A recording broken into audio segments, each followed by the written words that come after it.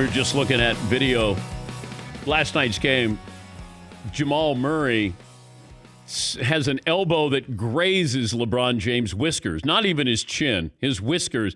And LeBron goes down in a heap. See, that's where if you're an official, that you have to say, LeBron, you're too big to go down like that. Do we blame all of this on Vlade Divac? Is flopping... Did Vlade Divac bring flopping to America? Because it felt like it came from soccer, but when Vlade came here, it felt like Vlade was the first to do it. Yeah, Paul. Duke basketball sold charges in the 90s, similar to when Vlade showed up. It's probably simultaneously. Well, I don't know if Danny Ferry was, flopping when he was with Duke. So if I do... Shane Battier. Yeah, Battier was a master. But I thought Vlade was the first to do it. Yeah, Seton. If you Google who started flopping in the NBA, guess the first name that comes up. At least for me, it did. Oh, no. Yeah.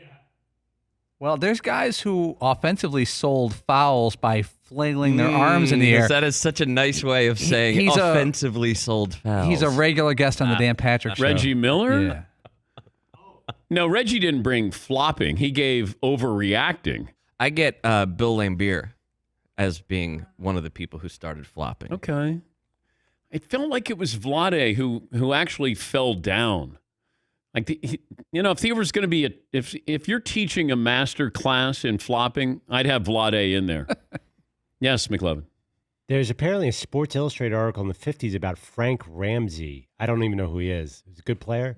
Inventing flopping. Frank the Flopper Ramsey? Yes. From Kentucky, top pick. I don't know. Yeah, okay. And he flopped? That's what he said. He said that, the NBA came out and wrote a strong letter saying you have to stop doing that. So Frank Ramsey is the first to flop. In 1958 or something. Yeah, well, that was well before Vlade Divac. They didn't flop like guys flop today, right? No. That far more theatrical now. But it feels like Duke, they pretty much grabbed it and made it theirs. Yeah, Paulie. Selling fouls to get injury calls and get fouls. Danny Ainge. Danny Ainge was really good at it with the Celtics. When he would get hit on a pick, he would scream and cry to the refs. I wouldn't call it flopping, but he would sell contact. Well, he once got bit on his finger by Tree Rollins. Supposedly.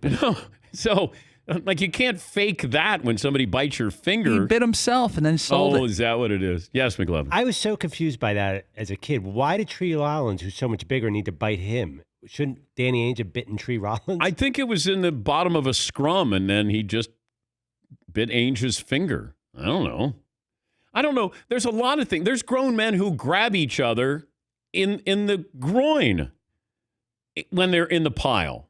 Explain that.